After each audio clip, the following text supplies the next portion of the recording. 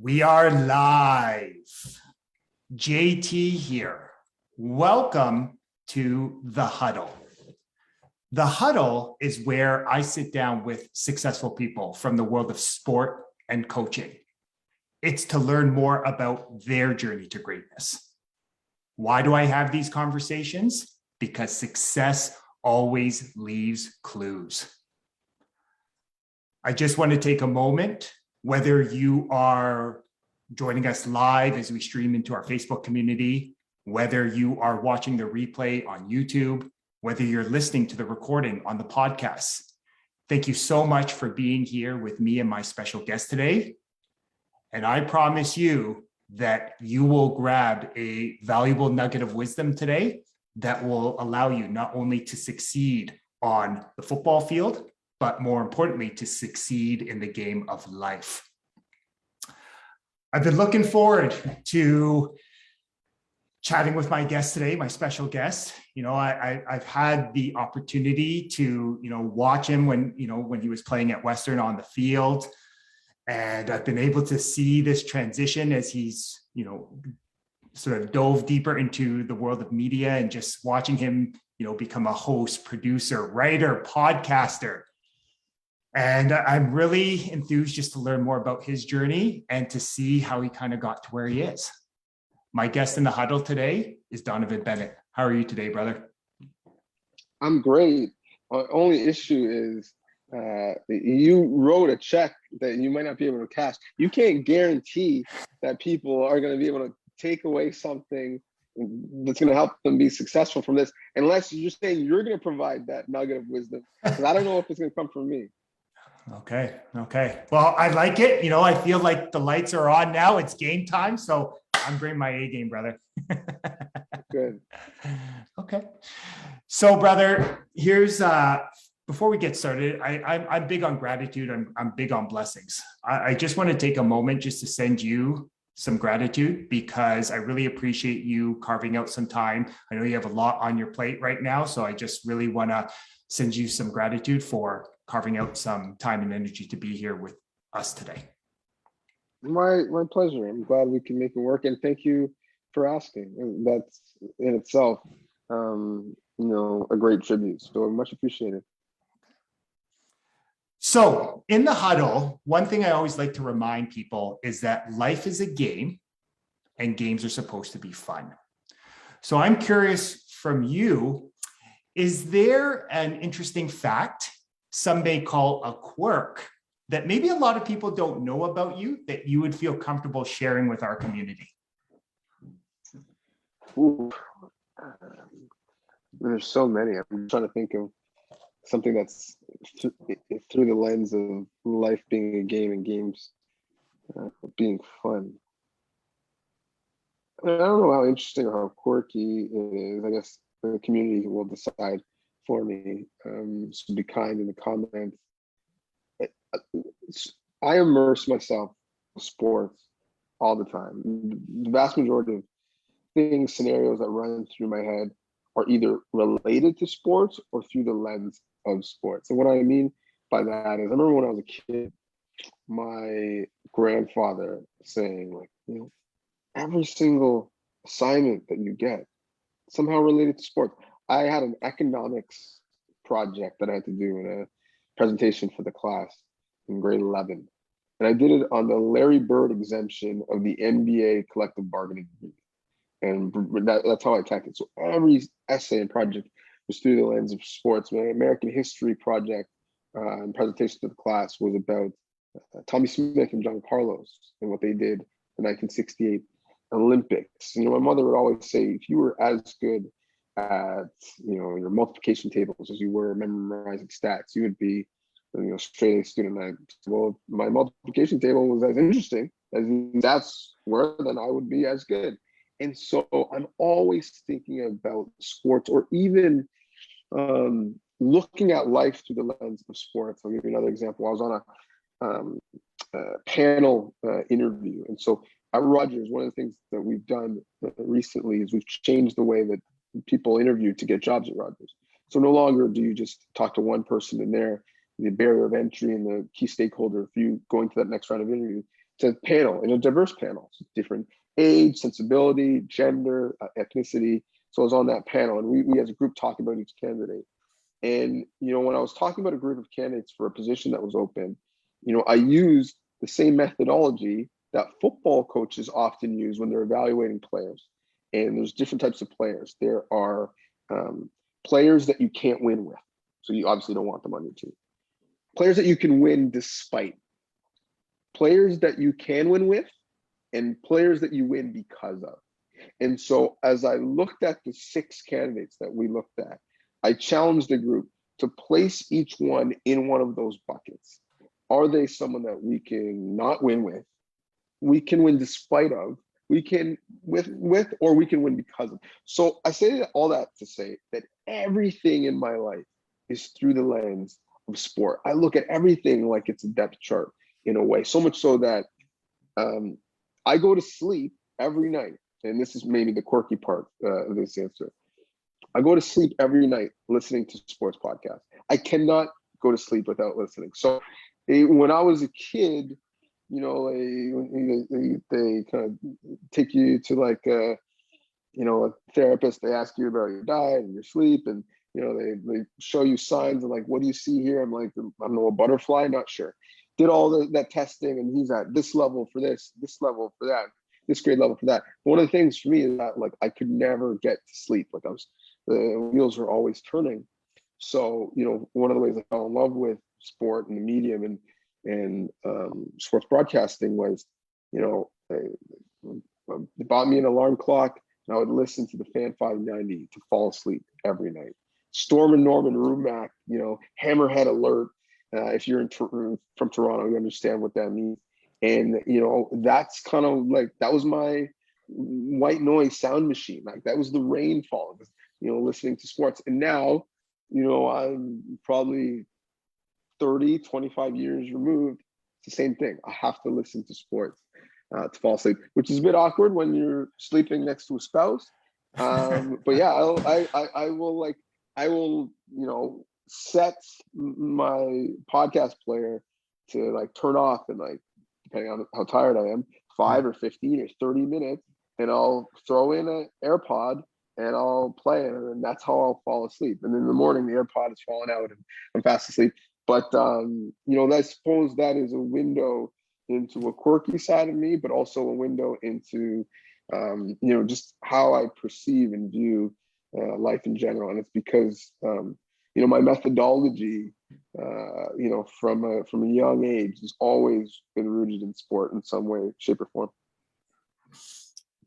I love that you shared that, brother. And why that resonated with me is that, we can often look at people and, I know people probably see you on sports, they see what you're writing, they see you on the podcast, they hear you on the podcast, they see you on TV, and they may just like, wow, how did Donnovan get there? But for me, what I really realized is you were laying that foundation when you were a kid. You were taking this passion for sport through, learning about the stories, seeing all these stories through the lens of sport. So it's amazing. It's just a great reminder that what we see is a byproduct of a lot of reps and sets that were put on in the background for many years prior. Yeah, I mean, so for me, a couple things informed that. I come from an immigrant family. My grandparents moved here in 1967. They came with grade 2 and grade 3 education. They worked in factories, to support their 4 children. And then, so that next generation, my parents, that generation of the family, first generation to go to college, get a college degree. And, they put a lot into myself and my cousins. My generation of the family first to go to university, get a university degree.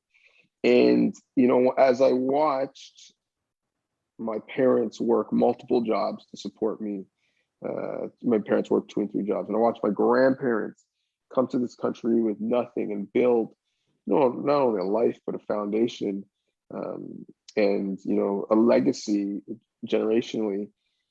okay, well, how am I going to cash in the privilege that I now have? I see my parents take home work, and I would watch them, work all hours in the night, and I knew that, if given the choice, I didn't want to do that. So me going into sports after, not continuing to play sports for a career, me going into sports and working in sports was a concerted choice that whatever I'm doing, I want to love it. I want to be passionate about it. If I'm taking work home with me, let it be I'm taking home the Raptors playoff game or Monday Night Football or Hockey Night in Canada or whatever, or a podcast. And so, sports in a way, I think of it as, we get to play in the sandbox that is, our society and our culture. And so I really don't feel like I work because, all of the conversations that I'm having, things that I'm consuming, I would have been doing it anyways. Now I just get paid to hopefully do it with more concerted effort. So that's the portion of, why I took that route in that career path. Because as you can see, I was a university athlete there. Yeah. The artist Michael Lambie, who interior decorated my house and made that painting as a gift for me. He took some creative license with the size of my muscles and having the ball high and tight. And so I wasn't blessed to play afterwards, but I was blessed to stay close to sports and stay on a team. And one of the pieces of advice that I give aspiring journalists is, the way that the industry works, you can't just get a job and I'm going to turn it on. I'm going to read everything, I'm going to research everything, I'm going to pay attention, because the nature of sport is you're going to be drawing from things that happen well before, references, similar patterns, and anecdotal stories that are going to, impact, the things that you say. So you have to attack it and approach it as if you're in the industry right now. And so if I'm going on TV today and I'm talking about the Blue Jays playoff run and what it means to baseball in Toronto and Canada, I have a reference point of what 92, 93 was like when I was a kid. I have a reference point to what it was like when no matter who was on the team, you knew that at the end of the year, the team was going to finish 81 and 81 in a very tough AL East. And you're like, what was the point of all this investment? What was the point of all of these hours? They started the same way they finished. They're never going to pass the Yankees and the Red Sox. So who cares? So I know, the ebbs and flows of the franchise, and being a fan of the franchise historically, I can add that context in talking about them in the present tense. So that's a very specific example, but all of the things that happen in sport can and should be used to tell stories about sport now. So you have to approach it as if you're in the industry right now, because you never know what you might need to reference. I remember the Malice at the Palace in Auburn Hills, the great fight. There's a documentary that came out about it recently, Untold Story on Netflix. It's really good. And so that started, when that documentary started to trend, it started that conversation again, on mainstream media, people reminiscing. So that was when I was in university. I was in fourth year, I believe, at the time. And so I'm able to talk about it because I was paying attention, but I didn't know at the time exactly what I'd be doing in the media, or that what I was watching on the little small SD TV on my dresser in my room at the University of Western Ontario was going to be something that I was going to be on TV talking about. So one of the, if there is any aspiring journalists, watching or listening to this, if you remember anything, remember that yes, you're working hard to get into the industry, but you need to approach every day as if you are in the industry right now. That's going to make it infinitely more easy for you to tell compelling stories when you are inevitably in the industry. I love that story. And again, I love that you're reminding about, the Malice at the Palace, because it brought me back. So again, it speaks volumes about you as a storyteller, because it brought me right back. I was at the Seeps. I remember watching the replay of those. But what I love is I could really get a sense of that running back mentality, right? That athlete mindset that you had, right? Where you talked about it, like, you got to attack it today. Like, you got to be all in today. So I'm curious from you, was that a mindset that you always had, or was that something that was sort of developed through sport? Developed through sport, 100%.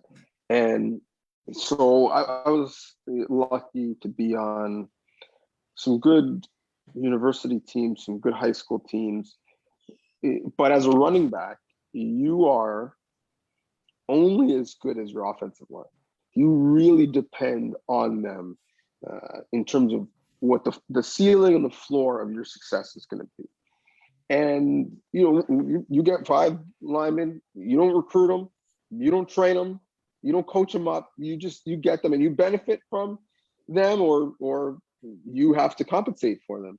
And so one of the things that I learned through sports, specifically as a running back, it was lucky to play on a lot of good teams with some good O-lines, but sometimes, they wouldn't be as good, is in those scenarios, if you've got identified early in camp, it's going to be a struggle for us this year, or a relative struggle. Then, I would have to, at that point, take on the BYOB mentality. Bring your own blocker. And so these are the rules of engagement. Your offensive line is this good. You can't let that be the sole deciding factor on what type of season you're going to have, how impactful you are on this offense. And so if you understand that your offensive line is challenged in a certain way, you got to BYOB, bring your own blocker. And you can't just run into the back of your offensive line who's not plugging the hole, get -1 yard, and just throw your hands in the air and be like, this sucks, it's not fair. You got to decide, okay, what am I going to do? Am I going to, be more adept at bouncing it outside? Am I going to make myself more valuable in the passing game because we're going to be in second and long more than we want to? Do I got to put on more weight so that in short yardage situations, I can drive through that hole and carry people? And if I fall forward, I'm 5'9" and 3/4. That's giving us a couple yards. So you have to, in that situation, make a clear assessment and an appraisal of what you have to work with, but also of yourself and what you can bring to the table and how you can adapt to that situation so that your success is not solely about the cards that you've been dealt, but what you do with that hand.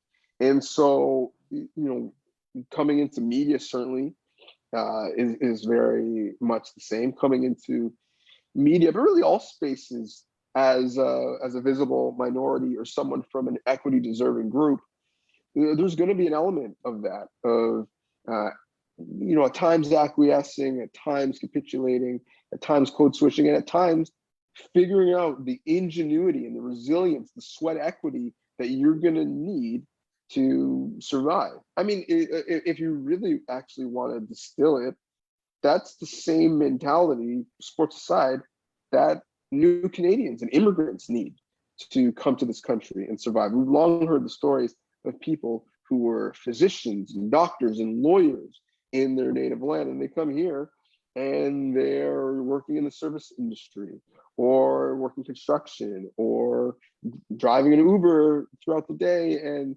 stocking shelves at night.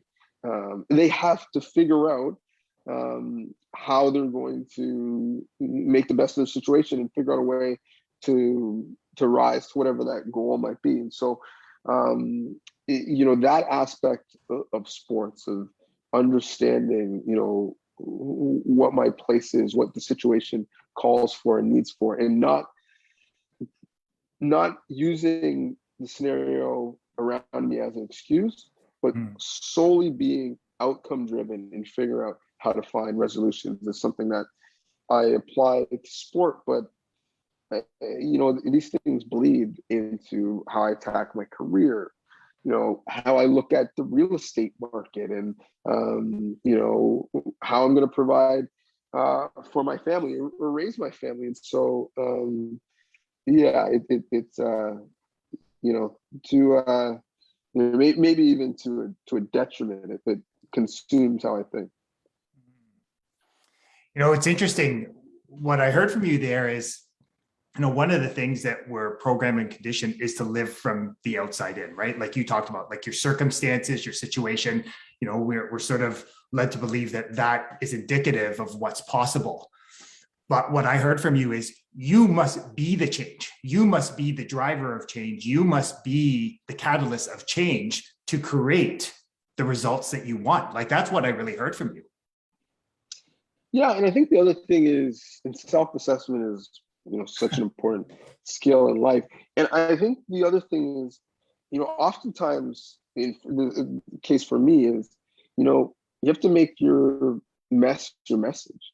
And so if I were to use my career going into it saying, well, there's not a lot of people that look like me. None of the executives look like me.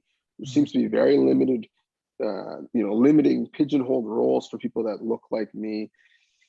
What am I going to do? Would be one thing, but I decided, okay, well, wait, let me attack the hurdles. There aren't many people that look like me, so I'm providing a different perspective. I can speak directly to a different community. I can showcase why, the diversity is important. One of the biggest opportunities I got in my career early on, my time working at the Score and trying to find more reps and find my place on air and carve out a niche for myself and something that I can have some ownership in and sink my teeth in is, I looked around and realized we had no Black History Month content. So I went to, the one of the head executives at the time. I said, hey, listen, we have no Black History Month content. I'd love to do, some work for us in that area. And he's like, okay, yeah, sure, great, sound idea.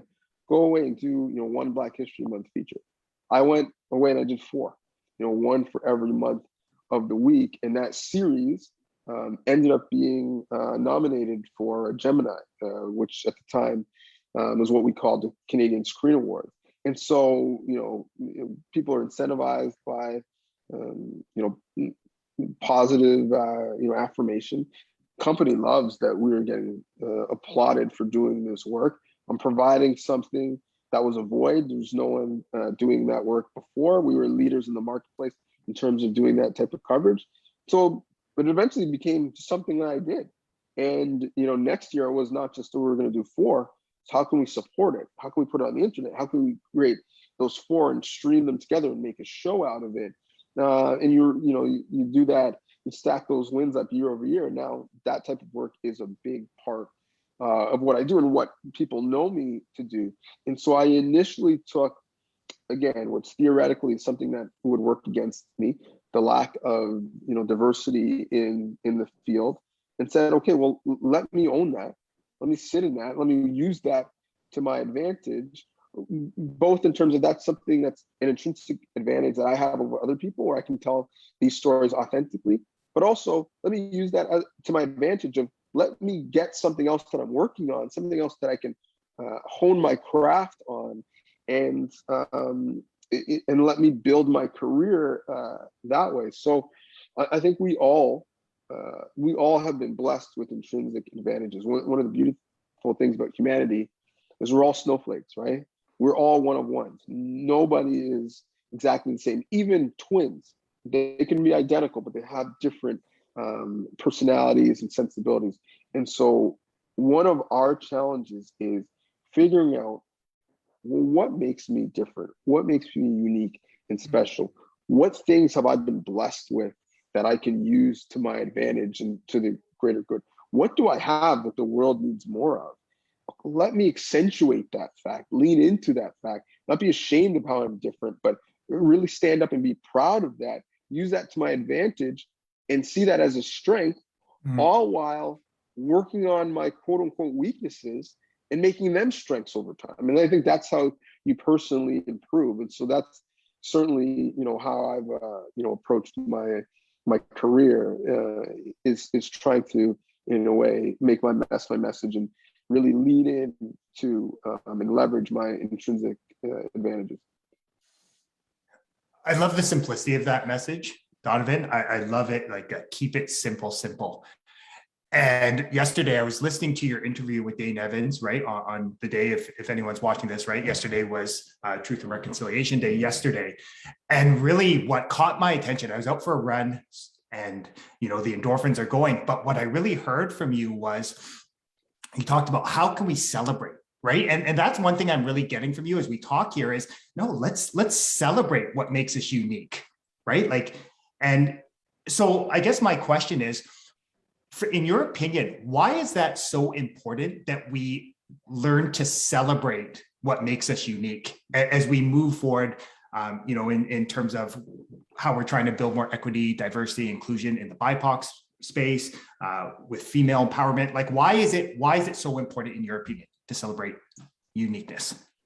Yeah, I mean, I think it's something that I always have to remember, be cognizant of, check myself on as a media member to make sure that I'm additive to conversations and there's a positive correlation to the work that I'm doing with the topics I'm talking about, because there is an element of media where if it bleeds, it leads, right? Like people love to rubberneck on an accident, and that connotation of solely talking about the negative aspect unconsciously has an impact, both to the people in that community, because that's all they see of themselves, and for others, because that's all they see of people who maybe they don't have the strongest relationship with.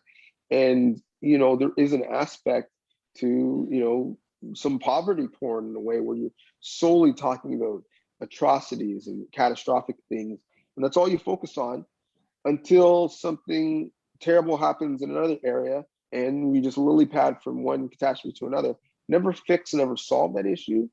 But also, for me, what's important is not stay there in that place long enough to understand, recognize, reward, and celebrate those who have overcome that issue in those traits, the resiliency, the character, the ingenuity and legacy.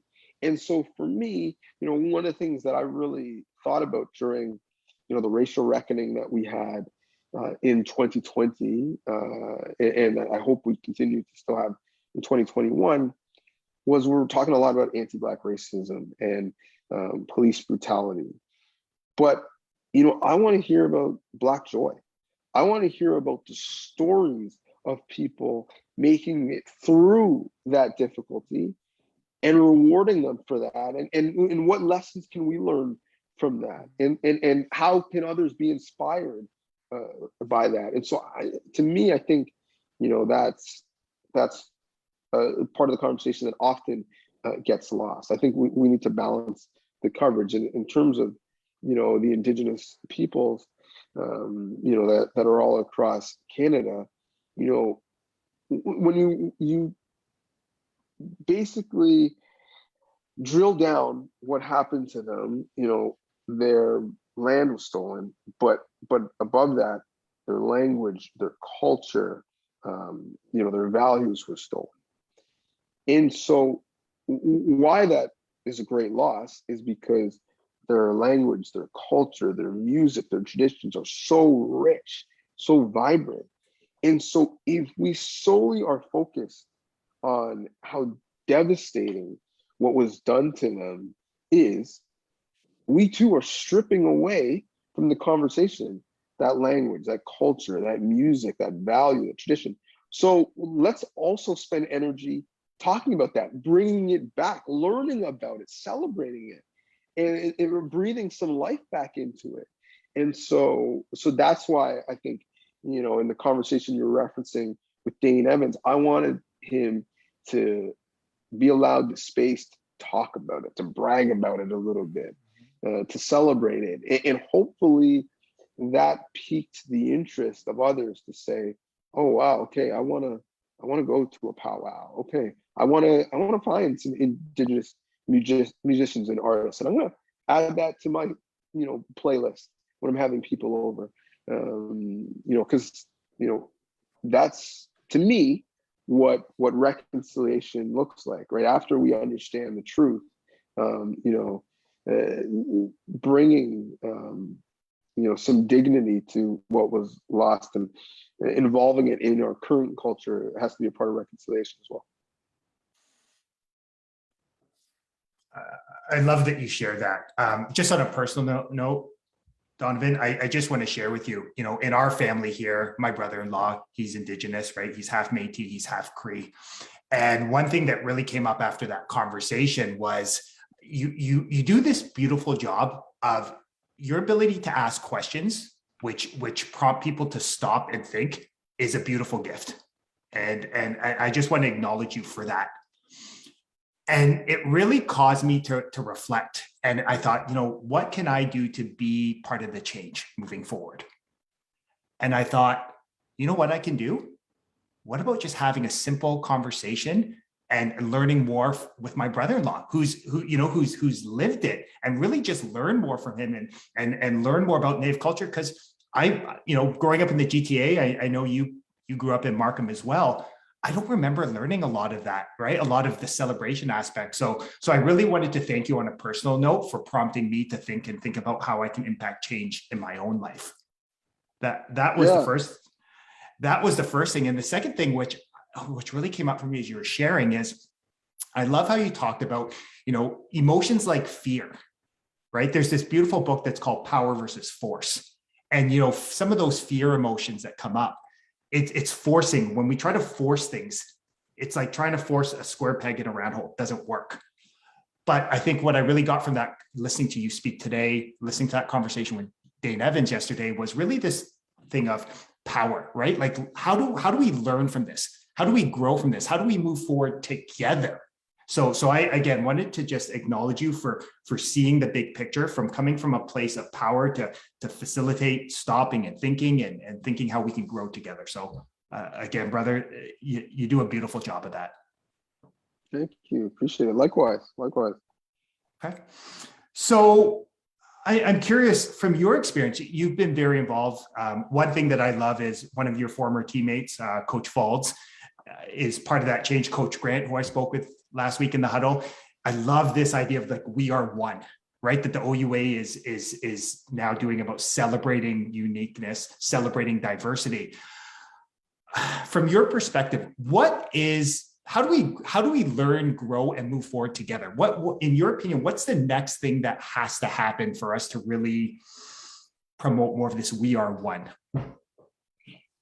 Yeah, so I think when we talk about allyship, and it's a word that often is used, and I don't love it. Like, I get it, I understand it's the common word that's used in the lexicon when we have these conversations. But when I think of allies, I think of the United Nations and different countries, and we're all going to meet together. And hey, listen, if we are both aligned, and if this is best for both of us, yeah, we'll support you in this area, and we expect the same from you. Like, we see the rule of law the same ways, and so we're going to work together if we're both mutually beneficial from whatever the cause is.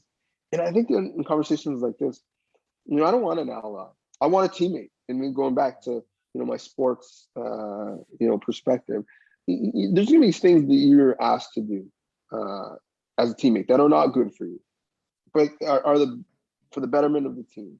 And if the team is successful, thus you are successful, even though in the moment this decision might not be the best for you. Making that cut block when the D tackle for some reason comes free. It might not be your responsibility, but are you going to say, oh, I don't care, he's twice my size, good luck, Mike Faulds as the quarterback? Or are you going to say, no, I'm going to put my body on the line. I know in this play, I'm supposed to check release out in the flats. I want to catch a ball, I want to score a touchdown, but no, this is important. I need to sacrifice for the betterment of the team. No one is going to write about it in the newspaper. None of the cheerleaders are going to get excited about it, but I know it's the right thing to do. And ultimately, we're part of a team. When we watch film, it'll be recognized by the group. And even if it isn't, we stay on the field, we get a first down. Well, that's good for me because there's another opportunity for me and for everyone to score. So I'm going to make the decision right here in the moment to sacrifice for the betterment of the group. I want a teammate. I want someone, whether or not you're starting or you're not dressed, whether or not you're blocking for me or you're on the other side of the ball of defense. I want you to be just as invested in my success as I am, because we're collectively at all times thinking about all of our success. And so for us, I want to get more to a scenario where we're talking about these issues as teammates and not allies, because then we start to talk about these issues when the impacted party is not in the room. We start talking about these issues amongst each other and what can we do for other communities? What can we do for people who don't look like us? But we also start to put ourselves in the shoes of people who may not be in the room or who may not look like us. And we do that because we are just as enraged or angry or empathetic, whatever the case may be, as they are. And so, the quote, injustice anywhere is injustice everywhere, in this case, is true. And so that's, I think, the next step is, we're not just supporting, communities as they fight. No, like we're in the fight. We're rolling up our sleeves. We're doing what we can and figure out what our space is. Not taking certainly energy away from those impacted, but hoping to bring our energy to the party to make sure that the burden is not solely theirs. I love the analogy that you gave about the cup lock, because when you were describing that, I just had this vision of you, here's, the 5'9", 160 running back, you have a Mike linebacker bearing down. Okay, I got to pick him up. And yeah, well, I gave that analogy because it was accurate, because playing with, Mike Folds, and I actually was fortunate in my last couple of years to play on a great offense, at the time, one of the best offense statistically, in the OUA. And, we'd be rolling, we'd be driving the field, we'd be crushing it and unstoppable and everything. It's like, we're playing on air, we're just dominating. And then we get into the red zone, and Mike, being, a real smart quarterback and someone the coaches respected, would have lots of leeway in terms of, what play we should be in and whatnot. And so a lot of our offense coming out of the huddle was checked with me. And so we may have a play or two called in the huddle, but we might change that on the line. And we had a pretty smart advanced team that could do those things.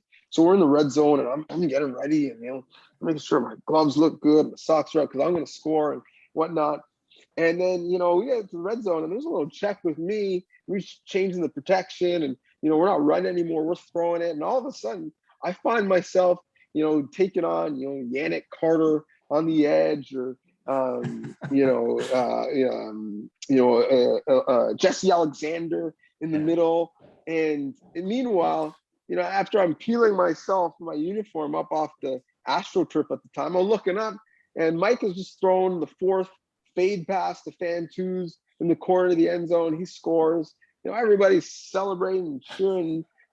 Cheerleaders are doing flips. And I'm like, man, like, what is going on here? Like, how did I get to this place where I'm basically, the sixth offensive lineman whenever we might score? Thankfully there wasn't, fantasy football in the OUA version at the time, because there have been a lot of owners saying, man, you are not getting the red zone touches that I need you to. You're getting those touchdowns vultured from you. So I brought that analogy up because clearly, as you can hear and see, I've not let that go. And maybe I need some therapy to unpack all of that, all of that touchdown trauma. But that's probably why the analogy kind of came to me so quickly. I was just thinking that luckily you guys developed that fraternal bond at St. Andrews, because you knew that trust was there and that brotherhood was there. So you knew why you were paying that price. For sure. Okay.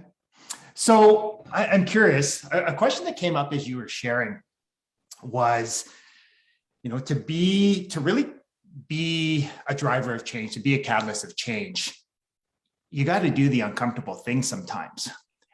And one thing I've really observed is that you are becoming a voice for talking about social issues now.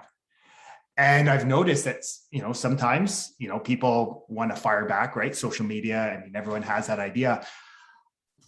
Why did you feel so called to do that now? Like, I feel like I can really get a sense of, no, this is the right thing to do now. Like, what's the driver to do that? Because that's not a comfortable thing to do. It's not, certainly. And, for journalists, often, in J school, we're taught, like, you're not the story, right? Take yourself, remove yourself from the story. So, these conversations, often they're somewhat personal, and you come to them with personal emotion. So it can be challenging. And, certainly as I'll speak for myself as a Black man, you go through life looking to make other people more comfortable, right? You go into an elevator, you don't want to get off behind someone else. You get off first so people know that you're not following them.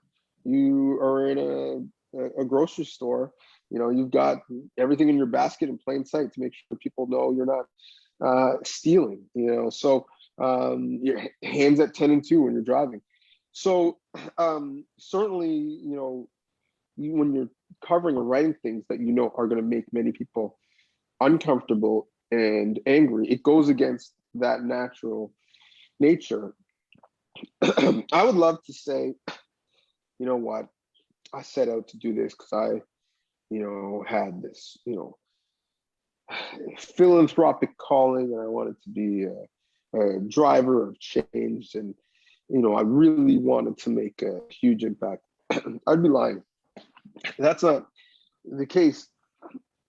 I view my job as an on-air personality or writer as one where I'm asked to figure out unique ways and angles and narratives to tell stories. And as I said before, we all have our own intrinsic advantages and our personal sensibilities.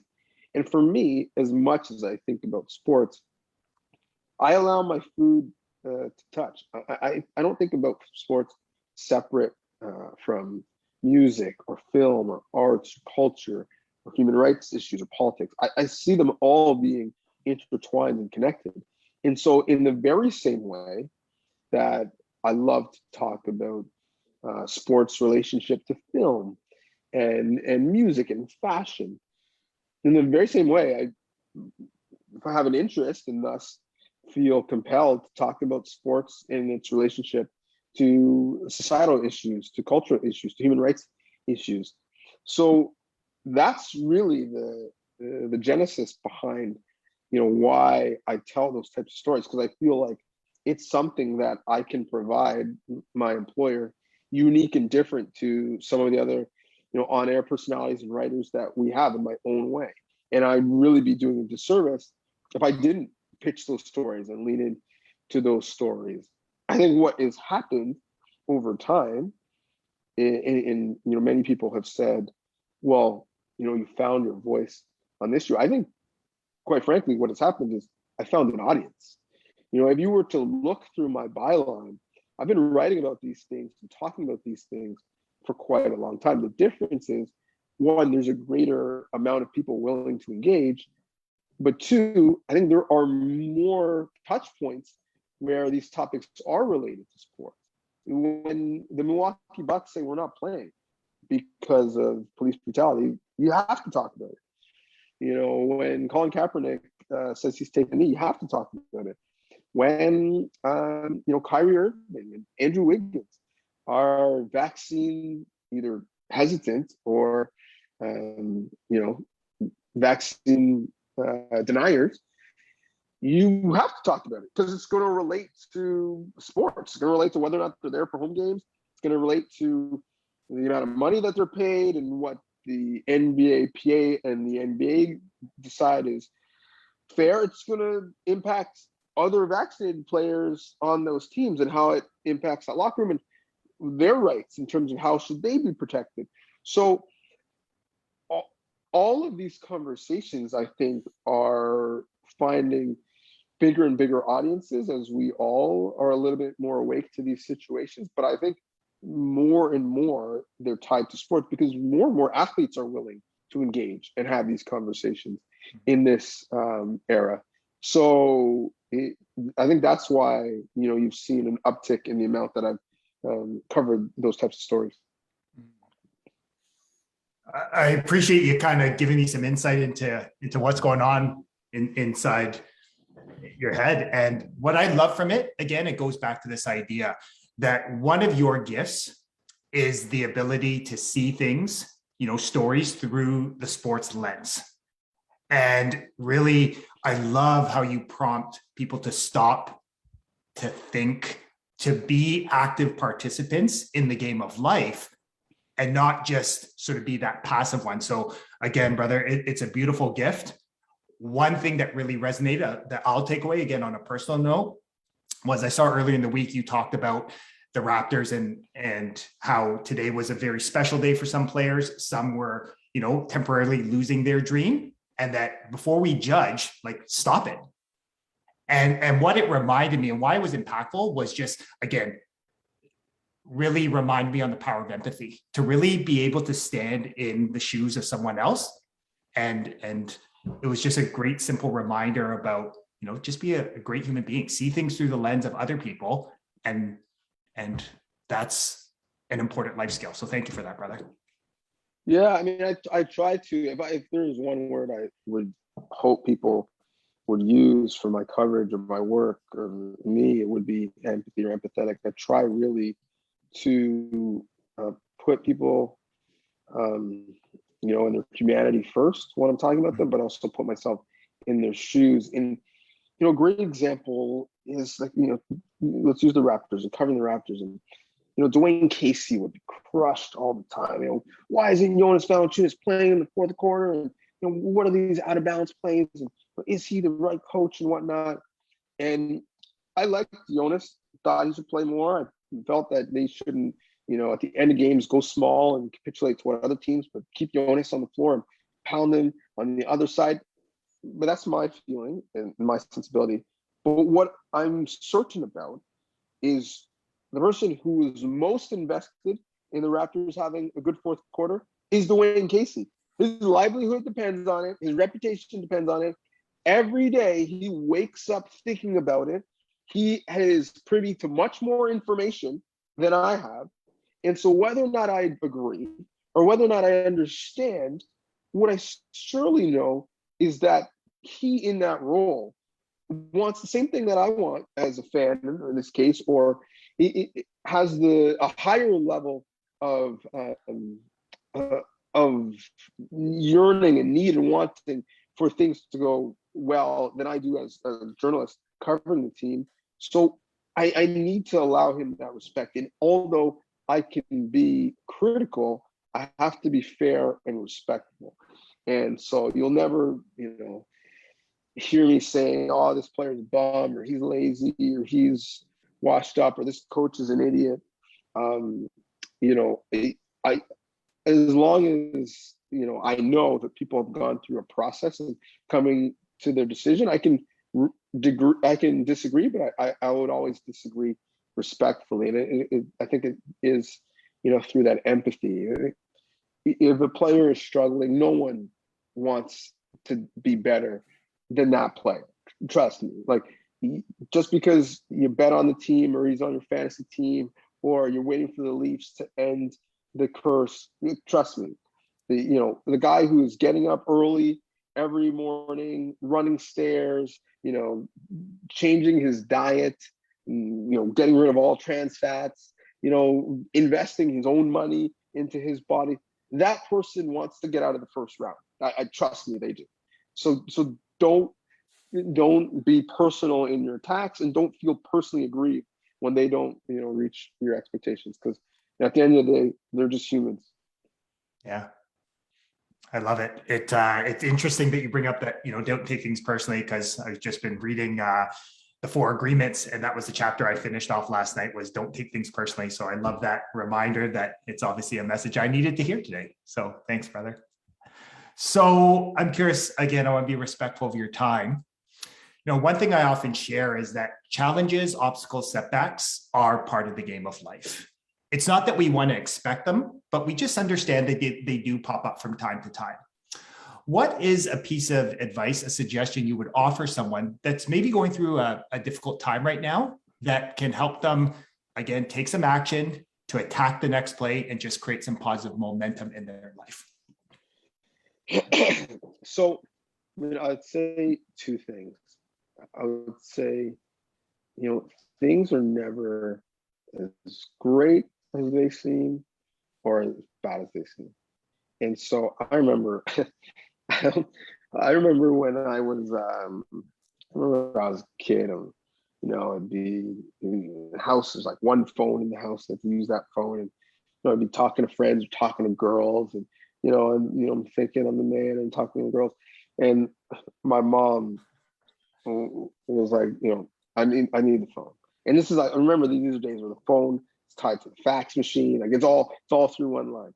And I'm like, okay, I'm talking to a girl, and I'm trying to get smooth or whatever. But DJ, I need the phone. Okay, talking, whatever. Keep going.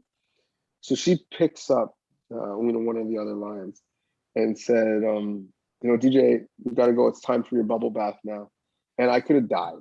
Like I thought my life was over. I thought no girl would ever talk to me again. It would just, as a young, preteen, everything seemed to be the end of the world. Everything seemed to be so critical. And I think what you learn is through life, there's going to be different times of anxiety and stress and, times depression. And, everything in that moment seems so big in the end of the world. And ultimately, with some perspective, hopefully you'll get through it. Oftentimes you get through it and you're stronger from it. But there's going to be oftentimes when you're going to look back and you're going to laugh at that moment in that scenario. So just take a step back and have some perspective. And on the flip side, if you're riding, a great high and a great wave, ride it for as long as possible, but take the time to, be thankful and be thankful for the blessings, because, one thing is certain, that it's not going to happen forever. So really be gracious that you're having that, positive, scenario right then. And then another thing I learned, I was at the CFO Combine my last year in university, and I was there actually interning to work in media with the Score. And it was like the first thing I had done in this internship, the Score on Dwayne Ford's show, CFL Snap. It was actually, my second last year in university, going into my last year. And, there's a hotel in the ballroom, there's a dinner for all the prospects, that night. And Pinball Clemens is the keynote speaker. And, as big room, and everyone's clanking their glasses and eating and having their conversations. And, there's a murmur in the room. And then Pinball takes the stage. It's a hush. Everybody is like edge of their seat. Like, what is Pinball going to say to us today? And, he said a lot, but the one thing that has always stuck with me that he said to this group is, all it is information. And so remember, they're going through the combine process, they're doing their lifting and they're jumping and they're running and the sit-down interviews, and this is their job interview for their professional career. And inevitably, some are going to come in and perform really well. Inevitably, some aren't. Some are going to be disappointed. And he's just said, listen, all it is information. If you came in and you performed well and you did, what you needed to do and you're happy with the results, great. All that is information that what you're doing is working. You can continue to do it and continue to apply that work ethic moving forward, because you're going to need to continue to do it. And if you're a little bit disappointed and things didn't go your way and you struggled some areas, great. All it is information. All it is letting you know the areas you need to work in, and maybe what you're doing isn't working and you should have a different approach. That's great. The information is key. Feedback is a currency. And so, we need to get to the place where we're hungry and yearning for that feedback, positive and negative, because either way, all it is information. And so, we are now past the information age, but information is still power. And so, the thing I would say is, whether it's your marriage, your relationship with your kids, relationship with your boss, your performance at work, your performance in the hobby that you've picked up. If that's a struggle, okay, all it is information. The real secret is, what are you going to do with that information to apply it moving forward?